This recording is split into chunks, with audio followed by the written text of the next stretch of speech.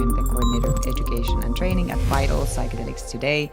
Welcome to Vital Psychedelic Conversations, where we interview our lecturers, our teachers, our faculty, and our students to learn more about different facets of the psychedelic culture and research. I'm so excited for our today's guest, Erika Dyck, who is a historian and a researcher.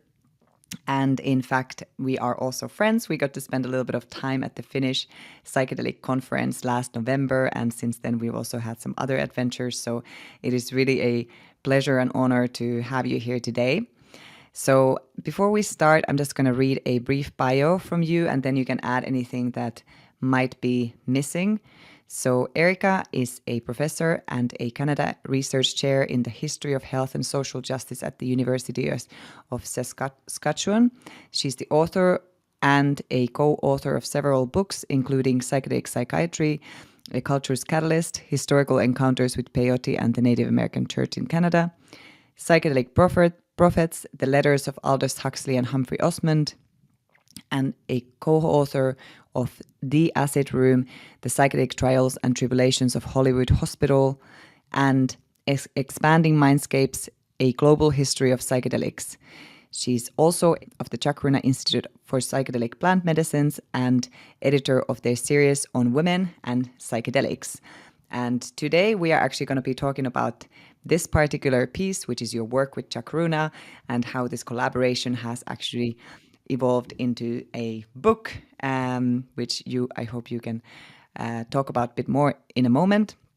So the title of the book is Women and Psychedelics, Uncovering Invisible Voices. And it has been an effort of bringing together various stories of women who have been working in the field of psychedelics, whose stories have maybe gone unnoticed. And Erika actually pointed out a funny synchronicity to start that while many people know about the Bicycle Day, which is 19th of April, the day when Albert Hofmann first had his LSD experience, we are actually yesterday celebrated the time when the first woman took LSD. Would you actually care to elaborate on this piece, Erika?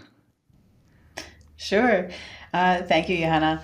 There's a movement afoot to try to name Tram Day in honor of Susie Ramstein, who was Albert Hoffman's lab assistant. And it's really thanks to her that we have some of the careful notes that we do about those early days that led to Bicycle Day. And also she did some work on dosing. But Susie Ramstein is the first woman to have taken LSD. And as far as we understand, took public transportation that day. So I'm not sure this is a recommended route for everyone, but in honor of Susie Ramstein, which was June 12th, so just yesterday, is the first day a woman took LSD. So it seems appropriate to be talking about women in this week. Yes, absolutely. And maybe that is the reason why we had to reschedule a few times. Who knows? Indeed. Okay, well, let's get you started here with just some very simple questions. Which is, how are you today? And was there anything amiss from the introduction that you would like to add? Gosh, probably not. But I'm doing well. I'm here in Saskatchewan. Currently I'm in my home in Saskatoon, which is Treaty 6 territory and the traditional homeland of the Métis people of Saskatchewan. And I say that not only because this is something that we want to recognize the Indigenous lands, but also because it was one of the parts of the project that we really wanted to highlight was some of the voices, some of the actions and figures that we kind of intuitively know are part of this history, but often get left to the side or sometimes are in the margins. And so the book is really an attempt to collect those stories, some of the women whose names we know, like Susie Ramstein, and others who we're kind of grasping at still. And hopefully we're opening doors to more conversations by sort of creating this platform, this opportunity to start thinking about other players, both historically, but also going forward today, the kinds of people who don't always necessarily take the main stages or are standing on the podiums, but are really integral players in protecting and safeguarding the future of psychedelics. Amazing. Yeah. I mean, I feel like you partially already answered this question, but I just wanted to ask you, well, what sparked this project for you personally, and what kind of new information is in this particular book that maybe is not known to us before? Yeah, no, it's actually a really good question, and my answer will sound a little bit cheeky or a little bit flippant, but it's actually perhaps this is a failure on my part, but a bit of a confession that sometimes my research projects start with flippant tweets or something like that, and in this case, it was let's see like. We've had, a lot of talk from men in the industry and men in the psychedelic community, and this is not to denigrate those voices. They're also very important. But after a while, we're like, where are the women? And so these kinds of hallway conversations or across Twitter or, at a retreat center or something, we talk about these things and we thought, well, let's do something about this. And so we kind of dared ourselves to produce a series. This at first was a blog series where we thought, well, we'll profile, a handful of women. But we put an open call. It was out on social media and we sort of spread the word. And soon we were getting more and more contributions. And what started off as this rather modest proposal blossomed. And we ended up we featured a post every Wednesday. We called it Women's Wednesday. And we did over a year of posts where we didn't, I think we stopped for 1 week in December. But other than that, that was just to catch our breaths and spend time with family. But other than that, we were able to find content to fill over 52 posts. And that really encouraged us to think more broadly about this and pull it together in a book. I want to just mention that the first edition of the book was actually published in Spanish, Mujeres y Psychedelicos. And it's not by accident, but one of the things we wanted to do, and with Chacruna's support and their vast network, particularly in Latin America, we really wanted to amplify the voices of women who had not just been forgotten, again, like Susie Ramstein, very important, but also voices that had, layers of, we can call it, patriarchy and sexism and colonialism, all kind of restricting the capacity to bring those voices to the fore. So it was a real honor and a privilege to be able to work with women and translators and new scholars to bring a host of new voices to the conversation. And it challenged us in thinking about whether or not the object of our study was really psychedelics, because for some of the women, psychedelics were part of a larger network of thinking about sacred plants or thinking about healing or spirituality. And it's also helped us to really kind of reckon with what we're trying to do here. So it's been eye-opening. It's wonderful. I merely edited it. There are so many amazing voices in these books. So check it out. Yeah, that's what I learned. Amazing. Yeah. And it I don't know, might be one of the very few publications in Spanish also in that specific theme. I mean, there's nothing that springs to mind around that, but yeah, I love that you first published it in Spanish because, starting from Maria Sabina, the sort of all the lineages have really come from that part of the world, and so much wisdom is being carried by non-native English speakers, or not like Spanish speakers, and people who don't have English as their first language. And I think when we move around in the world and English is the predominant academic language, it's oftentimes it's just still one of these colonial methods by which we disregard information coming from other parts of the world. So yeah, okay. Thank you so much for filling us in on the history of the book. And are there any other stories in the book that sort of spring to mind for you that that really stood out for you personally? Yeah, there's so many stories that stand out that I will not say that I'll pick a favorite or something like that because I will, of course, miss someone. But there are a few that I'll happily share. And this process, and before I answer that, I'm going to just explain that the process was doubly rewarding. One is, sort of drawing attention to some of these players in history, women or groups of women sometimes. But the other was also working with authors. For some of them, it's their first publication. For some of them, it was their first publication in Spanish or in English, as we move through these translations. And that capacity building, I suppose, or building a community of people willing to sort of, stand up and talk about these things was also extremely rewarding. And so people who had been working in adjacent fields or never written something before, I know that was also part of the process. So bringing those voices to the fore.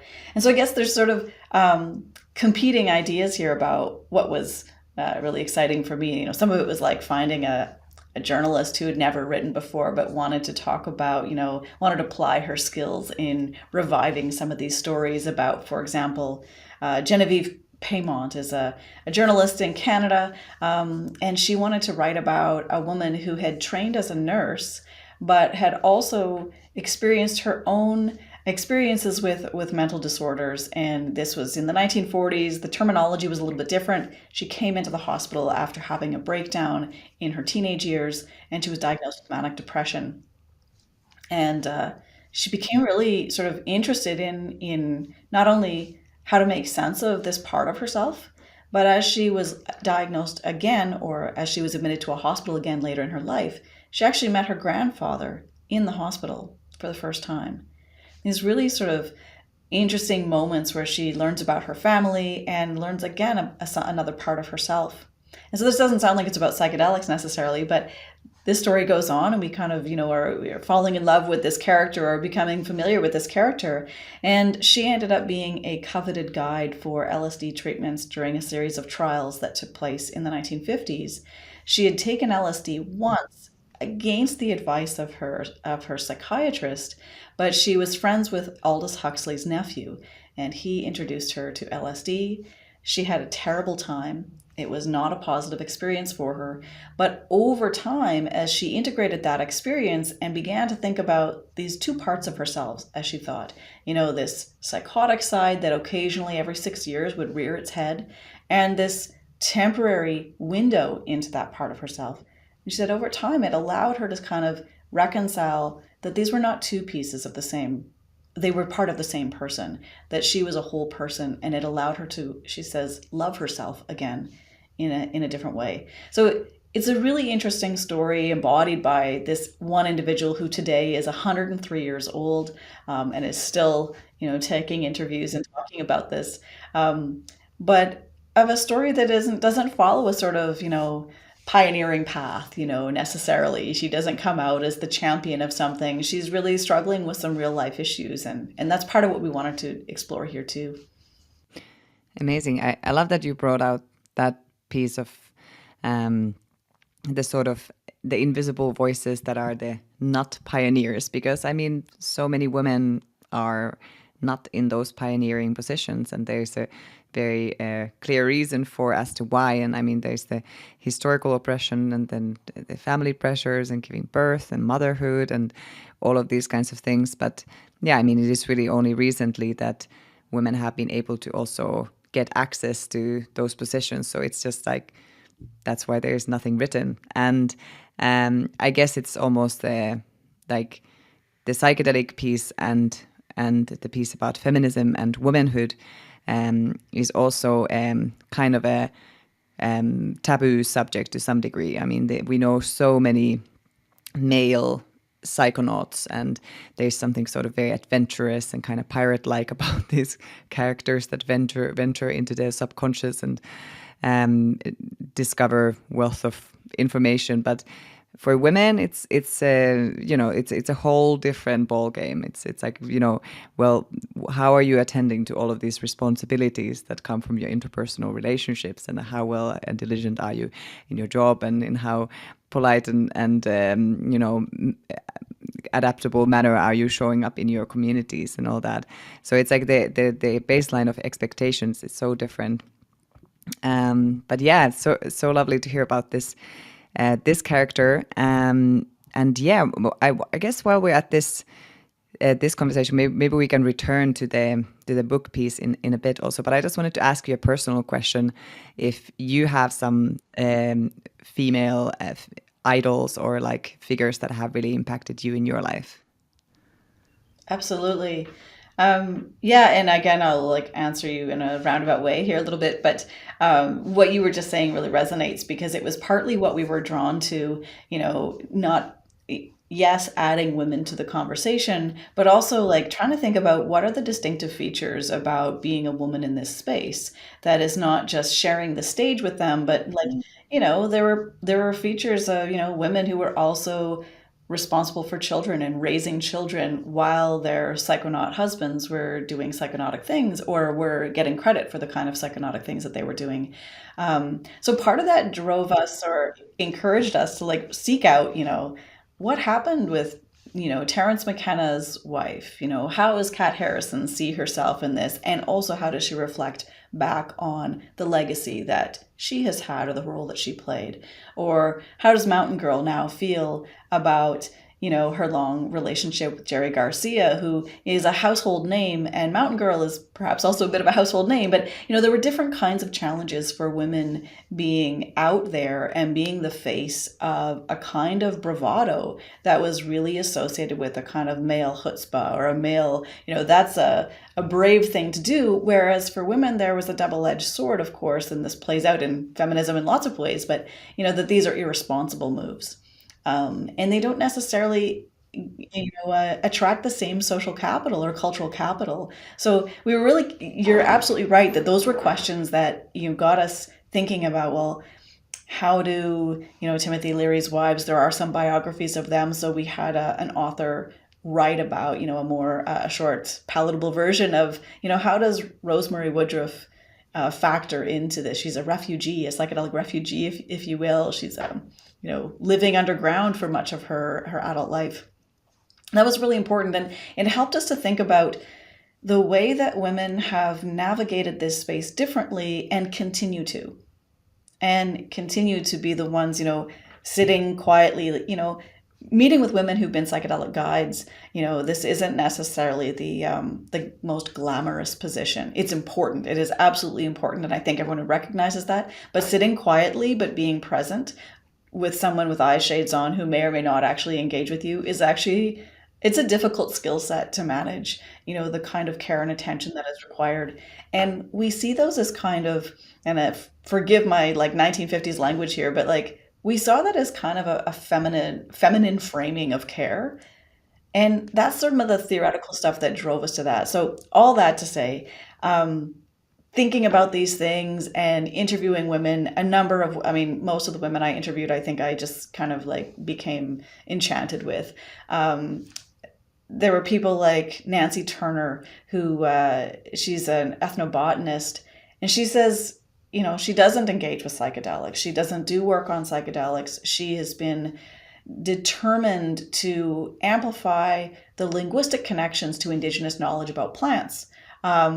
But around her, she has a number of different psychedelic plants. This was a gift from a student. This was a gift from Wade Davis. This was what Richard Schultes gave her. So it was a fascinating lesson in, decentering psychedelics in order to get to the stories that matter.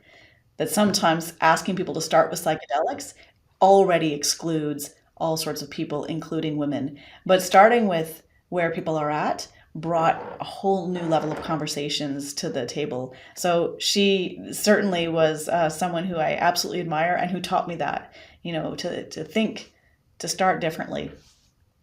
Maria Mangini, I absolutely adored our conversation, and that conversation has, carried forward for many years now since I did the interview with her. But this is someone who has played such a pivotal role in many different aspects of what we think of as psychedelic history, whether it's, participation in a commune, whether it's work at the San Francisco Free Clinic, working with rock medicine, continuing to preserve historical documents so that we have access to these stories going forward, and always along the way being a champion, including helping to co-found the Women's Visionary Congress, which is one of the organizations promoting Tram Day. So people who've really sort of dug in different parts of it, and Maria was just a delight to talk with and think about these various different ways that women have been part of these projects, and yet, probably many of your listeners, and this is not a criticism, We can name some of the psychedelic figures, whether it's Timothy Leary or Rick Doblin, if you will. You can find all of these figures. And yet some of the times the people who are bringing you coffee or like holding one's hand as they integrate an experience, those are such vital and significant parts of a psychedelic experience. And we see that from patients and subjects all the time, but they're rarely the things that really get that kind of glamour and attention that is associated with the more bravado side of things. Absolutely. Well, up until now, at least, I hope that will change too, and that there's going to be more women just really claiming their place and, yeah, taking up space and stepping up because it's very needed. And to me, I don't know what your perception is of the current psychedelic movement. I guess as an educator, I'm a little bit in a different position, but what has been interesting to notice, for instance, with Vital, our 12-month education and training program, is that around maybe 60 to 70% of the program, definitely a majority, are women. And for me, this is such a lovely thing because it really it kind of shows that there's something about this experience that is also very maybe it's the unconscious. I'm trying not to go into these sort of like really generalized ways of thinking about femininity and masculinity, but obviously there's this sort of depth and mystery to the psychedelic experience, and to really want to understand that in like a receptive way, I think that is also something that women are generally maybe more attuned to. So I think it's so amazing to see like more of this education space being filled with women. And for me, the Jungian psychology and that bridge is obviously something that is also very tied to the feminine. Yeah, hopefully that will continue to evolve into that direction, because I do think that the whole space holding experience and the sort of receptivity and listening, those are traditionally associated as feminine qualities, whether or not you believe in that kind of dichotomy.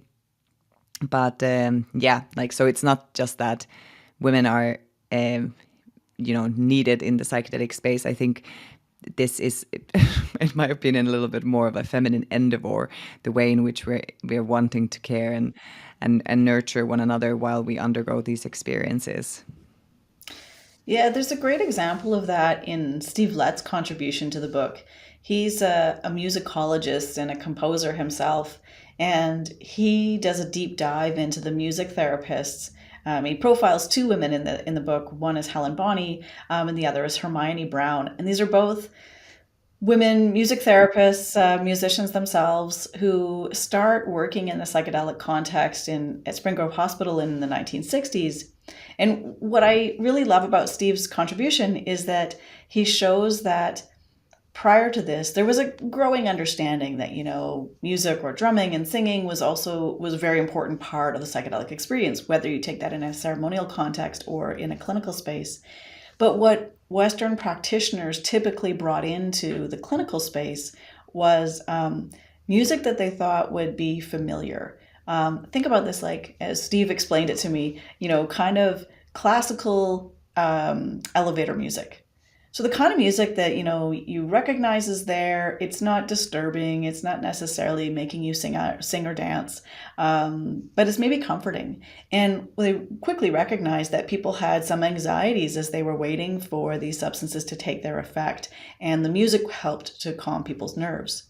But what people like Helen Bonney and Hermione Brown did, as here I'll say pioneering women in this field. So they're two of the only women working in this domain at the time. In that sense, they're pioneers, but they also changed the way we think about music, in the sense that they recognize that music has a built-in emotional sort of response, or causes us to respond to music in built-in ways.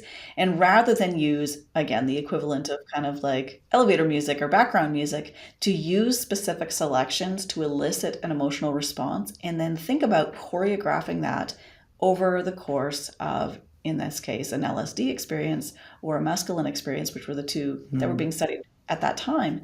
And this was a game changer. And Steve Lett talks about this very clearly, that, bringing out emotions and then kind of coupling that with the music was a way of bringing out those emotions. And at first, as you can perhaps imagine, there was like, whoa, whoa, whoa, well, we can't do that. We can't, bring these emotions out in that way.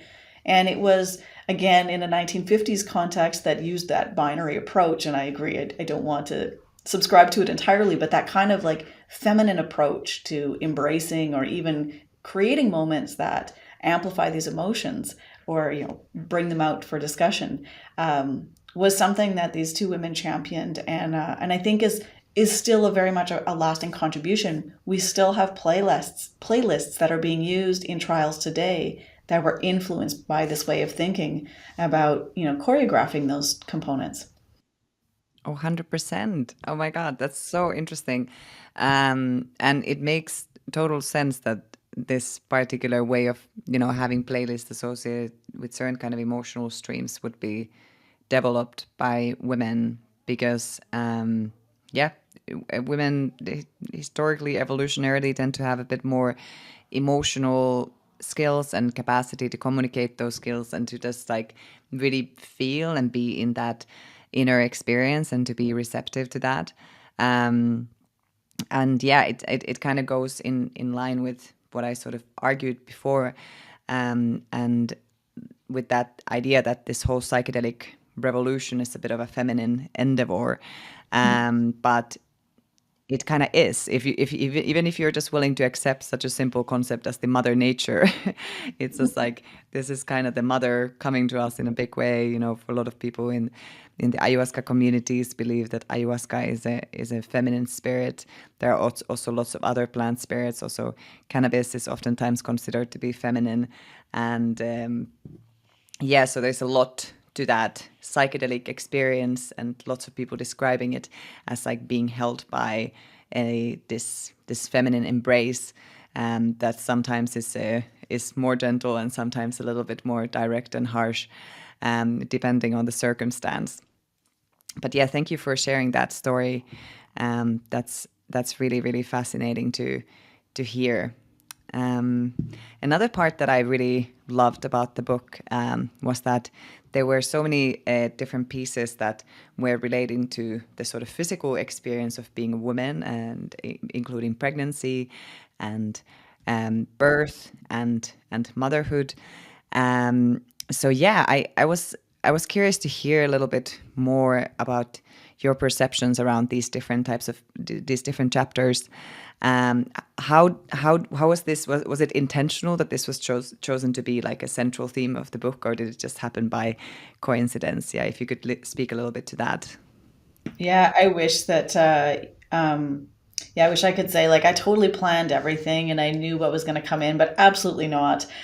We deliberately, and I say we because as you'll see, there are many people who are behind this book, but also it's in a way it's a curation of some of the articles that we found that we were able to put themes on.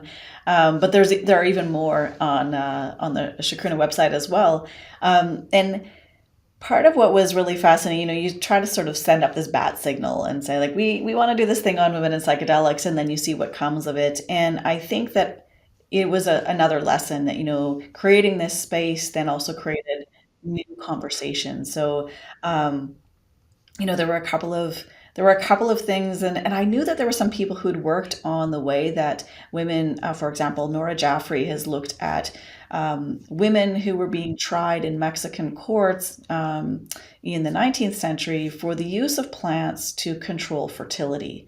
And I knew about her work. And so I went to her to ask her, could you write us something about this? And I don't know if it's specific to psychedelics, but let's think about, why women might not want to share knowledge about plant use because there are some pretty severe consequences. And she very Oh helpfully my God, put that yes. into a Mexican colonial context. And I think, maybe it's because of her article. I can't claim it through Google Analytics or something, but I'd like to think that, opening up that space brought in other contributors then. And the conversation really moved from looking at the coveted, maybe even protected knowledge that women have kept secret for good reason, for fear of persecution and because they were persecuted. And again, this kind of runs through different jurisdictions, to women thinking about childbirth in psychedelic ways. or looking at the work that was done by midwives in Tennessee, for example, who were adopting Stan Grof's principles and thinking about birth and death and applying it in a specific way, not in a sort of theoretical way when we think about a psychedelic experience as a birth a death and a rebirth, but thinking about it in midwifery. And that just sort of like, that was a real exciting moment to start to see how this project had been taken up. And again, I'll come back to Nancy Turner, who was like, don't start with psychedelics, you know, starting with women and thinking about pregnancy and birth and death narratives was another way in to seeing where psychedelics or even theories about how to use psychedelics were stimulating conversations in other areas. And famously, you know, Anna Mae Gaskin, who's a midwife in the Tennessee birthing camps, you know, did adopt some of these principles, and Wendy Klein talks about that in the book. We also have another contribution, and forgive me, I'm just blanking on her last name at the moment. It's on the tip of my tongue. Lana It's writes fine. about We can take it her. later. Oh, perfect. She writes about her own experience giving birth. Having studied psychedelics for her dissertation and doing this work on women and drug use, she writes about how the physical experience produced also different kinds of experiences that became embodied and akin to. And this is something that is now we have to, in a sense, accept a kind of binary model here, but she's like talking about the very physical realities of, you know, giving birth. And it's a beautifully written article that, again, I hope really kind of stretches readers' minds as we begin to think, well, can we consider this within the domain of psychedelics? And I think she makes a convincing case for it. Obviously, we included it, so we think that's the case. But it just, again, it's this challenging way of thinking about birth, birthing practices and psychedelics. In some of the Latin American contributions, the flip side is also true, that the association of taking these psychoactive substances or taking any substances could compromise one's health, and particularly compromise fetal or, you know, infant health. And so there's also a tremendous amount of stigma, and I don't mean to say that's only in the Latin American context. I just mean our contributors really spoke to that issue more directly. Some of the competing both spiritual practices as well as healing practices that guard against thinking about psychedelics in the same vein that you might think about birthing practices. So, of course, it's super complicated, and there's certainly no consensus in any of our chapters, I think, or any of our contributions. But that's okay. We really wanted to sort of add complexity to this space, and I think they certainly accomplished that. Yeah, thank you. Wow, there's so many pieces that I would like to comment on, but yeah, I guess one of those is that the I guess I don't know. I actually didn't see if there were any chapters about witchcraft in this book, but I guess for me that's sort of it keeps coming back, you know, in the more European and Western tradition. Obviously, that is the arena that where the most shunned women of history have been put into that box, and among that is this sort of like the associations, which I mean, obviously, I think there's this enormous variety, but it's just this expression of one's sexuality, bodily autonomy, and then being able to commune with nature, understanding plants and using different plants for to remedy yourself, but also to understand their intelligence in ways that are maybe antagonist to the prevailing social norms, like this woman who was using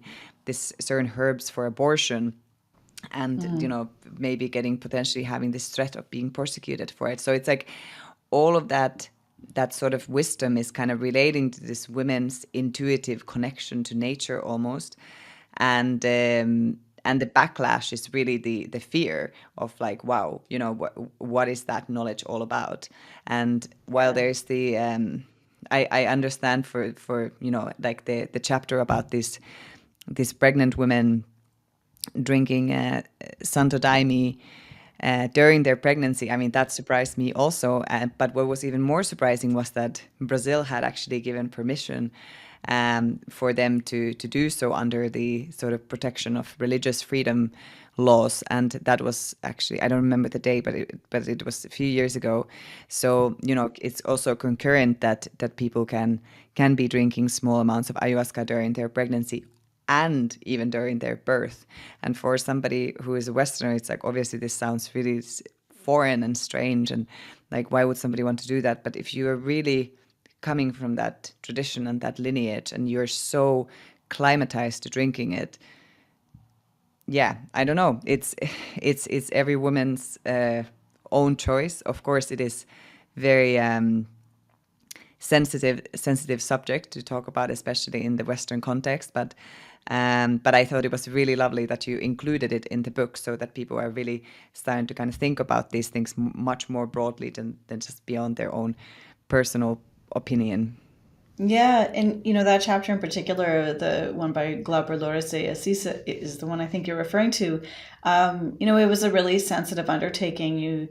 There's a male trained in anthropology who also was part of telling that story. And so again, there are these kind of multiple layers of how to do this respectfully. And I think, Glauber certainly did a wonderful job there. But trying to balance the needs of drawing attention and not further stigmatizing the kinds of practices that, although there are some legal protections, there are still some stigmas that follow that Of despite course. any kind of Yeah. legality. And I thought he did a really wonderful job of very sensitively and carefully working with the community. And he does that in his other article as well, that, trying to draw attention to some of these kind of confusing practices for those of us from a Western gaze who are looking in thinking, at first blush, there's a kind of, it's almost like an arresting moment of what's going on here. And it's a good example of how we wanted to try to challenge some of that thinking as well by having, these voices from, in this case, voices from Brazil. There are also examples from Peru and Ecuador that sort of help to challenge some of those ideas about, how do people understand plants, the harvesting of them, the naming of them. There are some brilliant essays in there that were first came to us in Portuguese, and I don't read Portuguese, so bear with me, but of trying to understand how to exactly translate. You move across these different languages and they lose some of the meaning, and they lose some of the texture, the sort of local importance. That's another one of those revelations. I mean, perhaps it's obvious, and I know you speak many languages, and we've had some conversations about, this kinds of thing over coffees, but thinking about that in the context of women's knowledge of psychedelics, it becomes even more poignant, as the language has so much power. And, moving from an indigenous context to a colonial context, if we're thinking about, say, Brazil, for example, and then pulling it into English afterwards, the meanings change with the words and with that naming. Anyway, so that's another piece that gets into there, particularly when thinking about that ayahuasca and the ayahuasca diaspora that grows and sometimes kind of caricatures some of the pieces of sacred meaning that are embedded in the local, but move or transform as they move outside of that context. Certainly, yeah, yeah. Like going back to the language, and then it's like, what would be the right way of recording things, so that there's some kind of memory of them available, and some possibility for women to learn from one another. I mean, obviously, lots of that wisdom also probably goes in lineages of families and all that kind of stuff. And yeah, I remember actually reading that I don't have any idea if you have any information around this, but that Maria Sabina's particular religious practice that she was doing, which was kind of like a syncretism of Christianity and some other type of more their indigenous tradition, was particularly led by women. And I remember having read something along those lines. But other than that, I actually don't also now from the top of my head manage to recall many traditions which have been specifically passing like knowledge from women to women. Mm. Um, besides maybe in some places like Mexico. Do you have anything? Does that spring anything to mind for you, or It's is there any other type of traditions that you know where that might have been the case? That's a really good question, and my cop-out answer is no. I don't know off the top of my head, but Osiris Romero Gonzalez wrote a wonderful article about Mercedes de la Garza, who is a Mexican historian who's done a lot of work on ritual and ceremony. And here again, sort of decentering psychedelics from that, but thinking about more broadly how ceremonies and traditions were either kept or held secret or which ones became public, these kinds of contested matters that change over the course of Mexican history. And within that, there are women and women practitioners who play vital roles, again, in both protecting that kind of knowledge, but also sometimes protecting it by keeping it secret. And so I don't know the answer, but I would look at Mercedes de la Garza or Joe Osiris's article about Mercedes, because I think they together sort of draw on some of that lineage, and are a wonderful place to go, particularly within the Spanish language context and within the Spanish language literature around these often very contested and politicized ceremonies.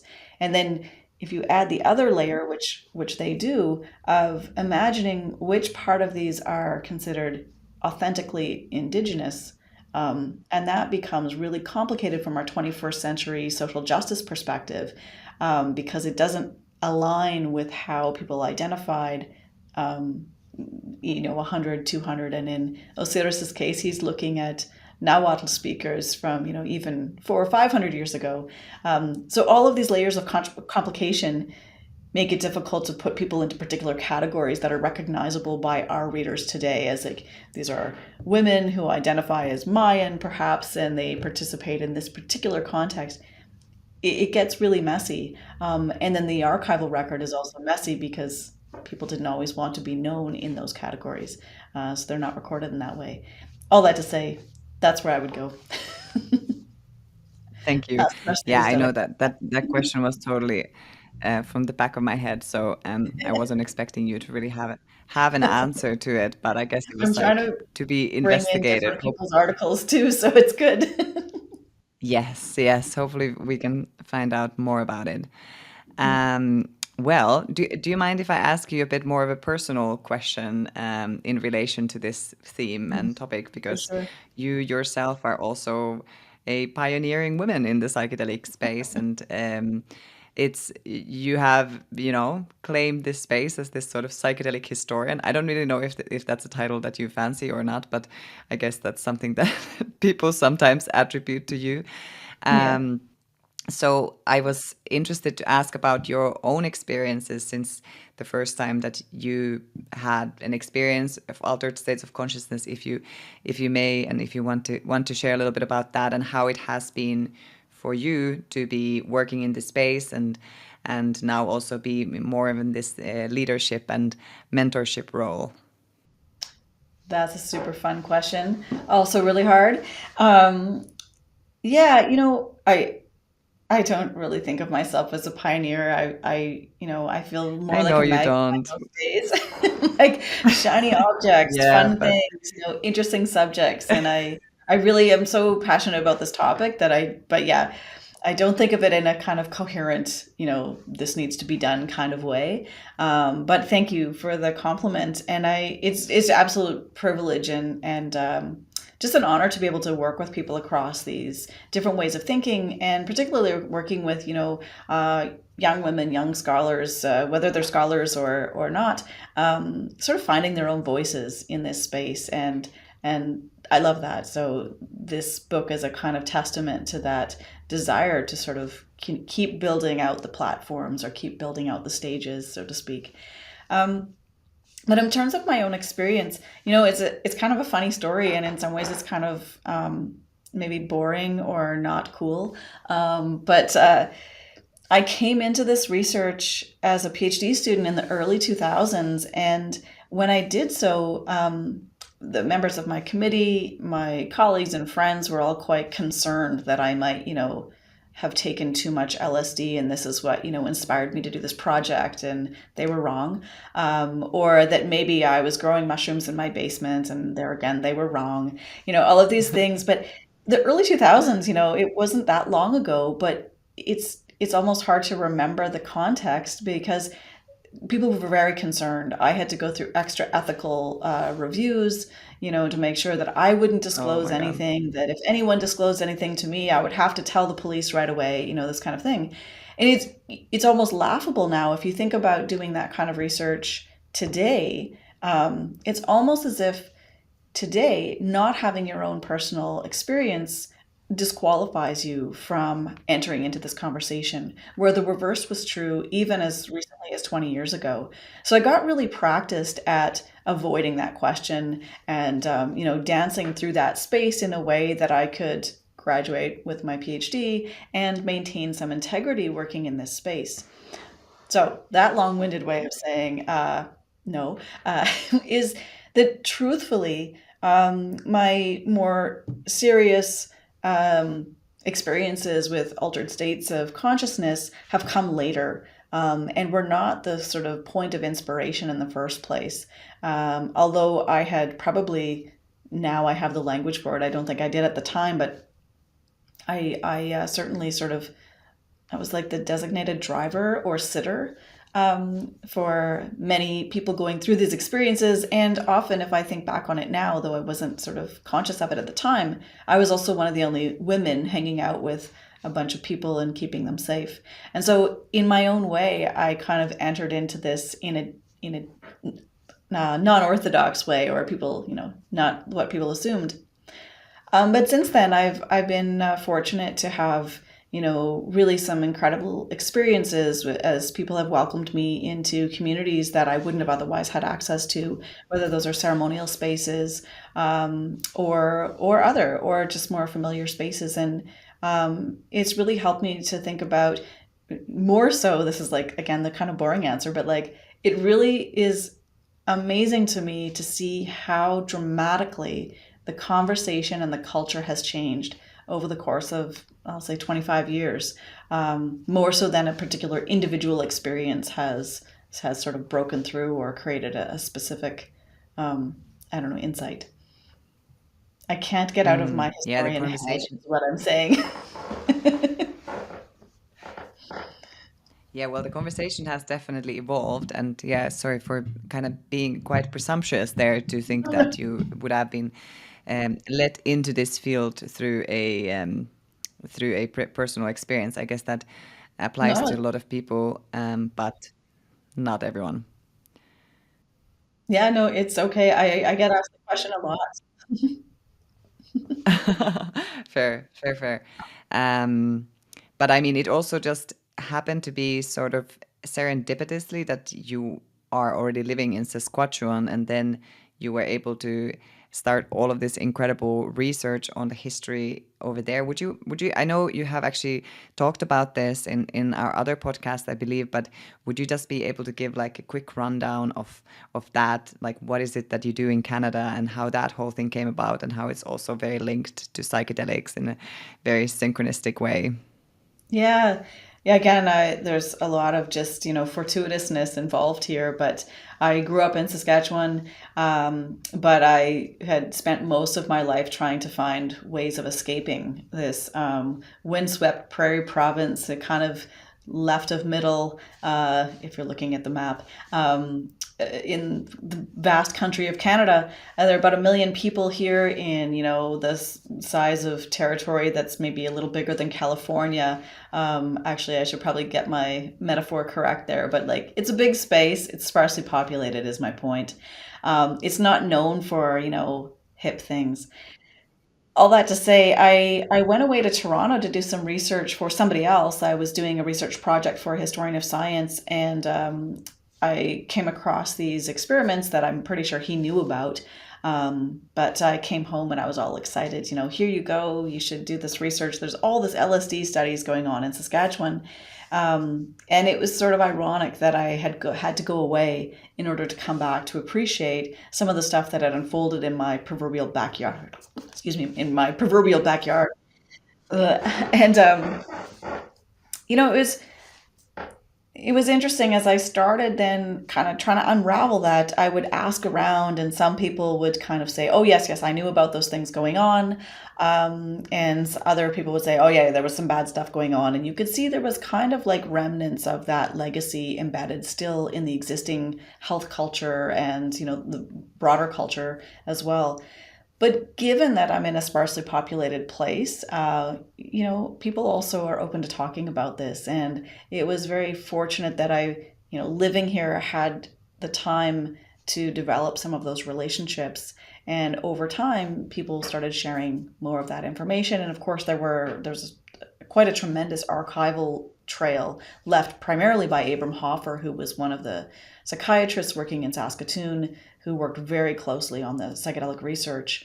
And he was keen to keep that documentation. So there are over 100 boxes of materials that he donated to the archives, and his children have continued to give me access to that every time I ask, which is wonderful.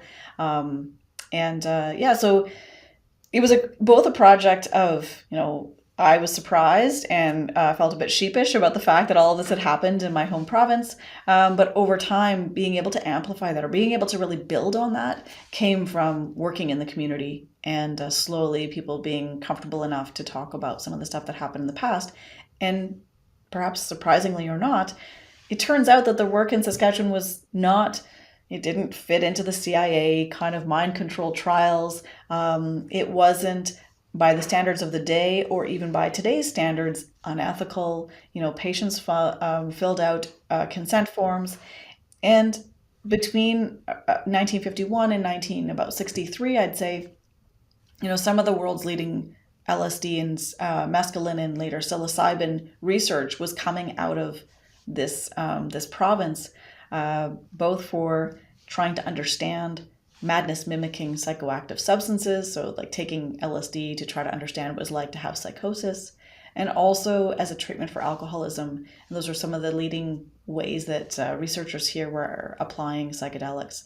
It's of course where the word psychedelic comes from as well. The word is coined here in Saskatchewan. So it was quite a synergy. And like I said, I wish that I could say, oh, I totally knew that and I did it on purpose. But I can't claim that. It was really more fortuitous and really from the generosity of people willing to share their stories with me over time. Yes, of course, and but also to you for seeking out all of that groundbreaking research. So I have one more question for you, which is rather broad, and I wonder what you're going to think of it. But just sort of thinking ahead and thinking where we're at now, and how far we've come with so many women now being in the space. I mean, as a historian, as somebody who also has this sort of perspective and ability to see trends and trajectories in time, what do you think are the biggest challenges for women in the space currently? And that follows up with another question, which is like, what would you like to see for the foreseeable future? That's a great question. I think going forward, moving past those binaries is of course part of that project. I know we have a book on women and psychedelics, and certainly in the English version, there's actually a 7 more articles in it that begin to tackle some of these questions about those binary categories as well. And so I just want to use this as that opportunity to just point that out, that is one of the agenda items, I think, going forward is, to keep sort of problematizing these categories. And right now our women is an accessible term that we're using to kind of push that agenda, but I certainly want to just put a little asterisk on it, as is the spirit of the book. So that's one piece, is to continue to think about how do we implement diverse ways of thinking and being into the psychedelic enterprise. And I think it runs at odds in some ways with the way that we are told. Let me put this differently. regulating psychedelics has to go through a different set of hoops and jumps, and part of that is about being able to really carefully and in a kind of universal sense, look at what are the risks and values of, well, I'll pick a, MDMA if you want to play on the recent FDA discussions. How do we evaluate the risks and harms associated with these substances? And in order to do that, you want to have something that you can say, this dose does that, and it performs this way across all bodies, or across a kind of universal set of bodies. And unfortunately, the science of getting to that point does not embrace diversity in the way that we see psychedelics performing in real life. And the way that history tells us people have interacted with psychedelics or sacred plants, and not to use the 1950s term, but like have interacted with these kinds of experiences or sought them out in ways that scream diversity, that are not reducible to something that says, here's the indication that we'll put on the label, so you only get a few characters, and this is going to happen across bodies. So I feel like we're at this kind of intersection in human history where the desire to scientificize or medicalize, and universalize those experiences runs at odds with the social justice projects, which is to diversify and to give space to more of that complexity. And that's not something that psychedelics is going to solve. But I really hope that by adding voices and diverse perspectives to the conversation, that it helps us to think about, how do we change the scientific, or how do we take the scientific train? I don't know, that's my metaphor is going to run out there, because we want it to go off the tracks, not to cause disaster.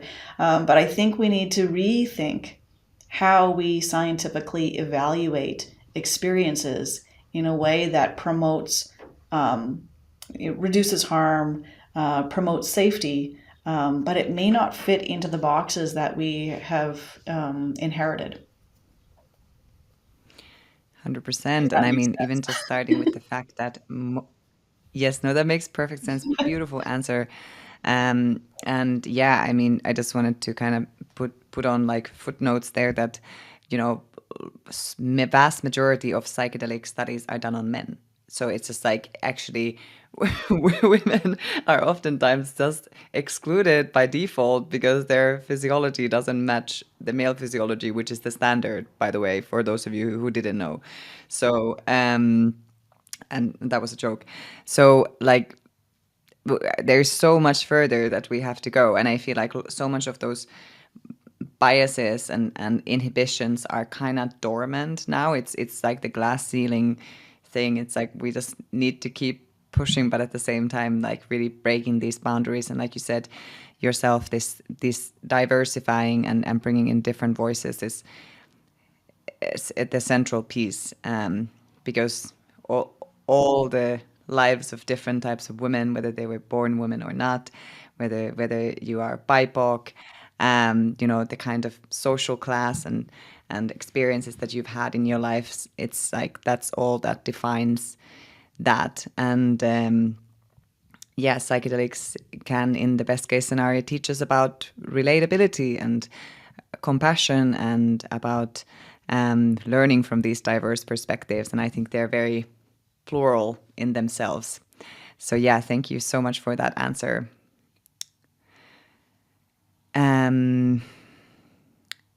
So plural, multiple perspectives.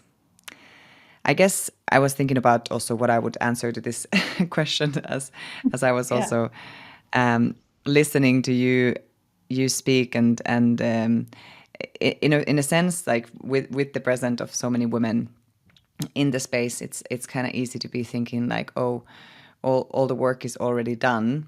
But I think there are also all these new kinds of challenges also that have now come into picture with the sort of like social media, very unrealistic expectations that are being put on women, sort of physically, aesthetically, and kind of like this sort of general dumbing down, women being associated as like, well, their value being equated to their sexual value and all of these kinds of things, which are still very, very predominant in our culture. But even though we are sort of being more feminist than we've ever been, there's also like weird ways, we're still very much like living in a culture that is quite twisted and has got a lot to do with male gaze, and it's also inherently pretty patriarchal still. So I think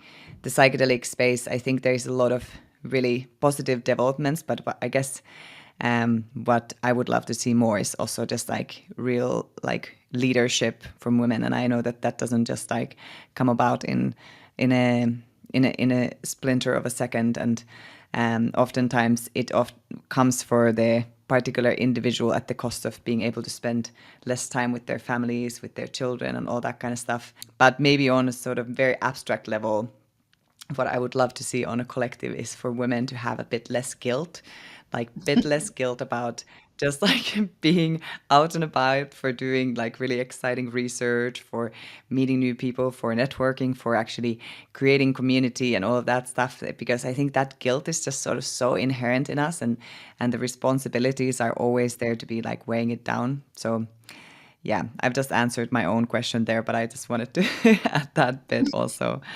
Um, I love yeah. that So though. is there anything else that, oh, thank you. Um, yeah. Is there anything else that sort of springs to mind for you that we didn't yet cover that you would maybe like to just touch upon still? Well, just my apologies to anyone whose name I didn't say in giving brilliant contributions, because they're all, of course, brilliant.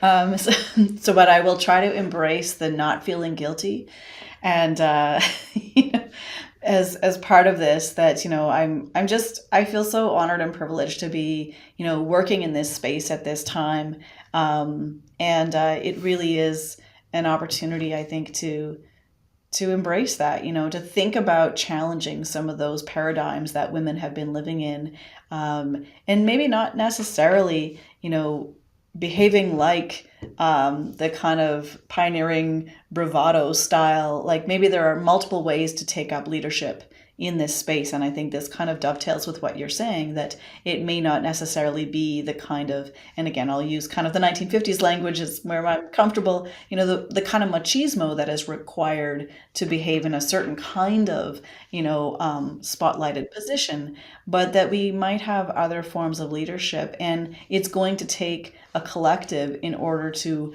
allow for that kind of leadership to also confer the cultural capital that is required to recognize and honor that. But I'm heartened by the kinds of work that's going on. I'm heartened by these kinds of conversations, and I see this happening. And it may not necessarily, have a name yet, but I really do think it's making a difference, and I'm excited to be part of it. Yes, it is definitely making a difference. You are making a difference. Thank you for contributing to this beautiful piece. Thank you for everybody else who was helping to co-edit and might be listening to this episode. Your work does not go unnoticed, and hopefully there will be a second edition to this. I mean, from the sound of it, it seems like there were so many stories that had to be left out, and yeah, there are new stories in the making. There are so many things to still uncover in this particular area. But yeah, it's been such a pleasure having you on the podcast. And I guess we're winding to the end of this discussion. And I already asked you if you had anything else to add, but now I'm going to ask you if you have any concluding remarks before we close off here. No, just thank you. And I appreciate that you thank everybody who helps to put this on. Sometimes names and contributions that otherwise go unnoticed. And in the spirit of this particular conversation, I just want to also add my thanks and gratitude to the people working behind the scenes. Yeah, 100%. Okay. Well, this has been super lovely, and hope to have you on the podcast again when your next book is coming out. We'll be back. And thanks for all of you who stayed and listened until the end. Make sure to check out the book. It's available, I believe, on that unnamed gigantic platform. Please find it also from less known sellers if possible. So, Women and Psychedelics, Uncovering Invisible Voices. An amazing piece, forward by Kathleen Harrison. So many interesting stories. Make sure to check it out. It can be also found on some e-platforms. So yeah, thanks so much, Erika. It was a pleasure. And until next time. Thank you, Johanna. Thank you.